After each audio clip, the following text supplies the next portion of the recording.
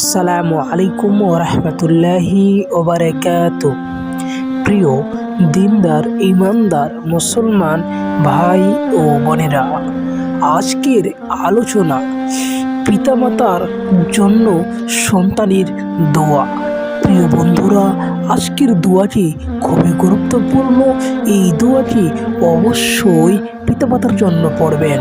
তো চলুন প্রিয় ভাই ও বোনেরা, আজকে যে দোয়াটি নিয়ে আলোচনা করব সেটি হলো পিতামাতার জন্য দোয়া।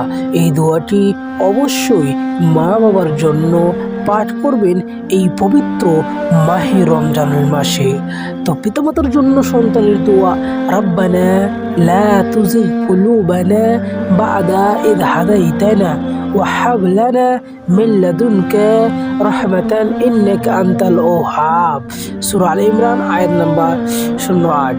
তো প্রিয় বন্ধুরা, এর অর্থ: হে আমাদের পালনকর্তা, সরল পথ প্রদর্শনের পর তুমি আমাদের অন্তরকে বক্র করে দিও না এবং তুমি আমাদের প্রতি করুণা করো, তুমি মহান দাতা। প্রিয় বন্ধুরা, মা বাবা চায় যে সন্তানের জন্য সন্তানের কাছ থেকে দোয়া নেওয়া এবং মা বাবা সন্তানের জন্য দোয়া করে। প্রিয় বন্ধুরা, অবশ্যই ভিডিওটি ভালো লাগলে লাইক করবেন এবং চ্যানেল নতুন হলে সাবস্ক্রাইব করবেন।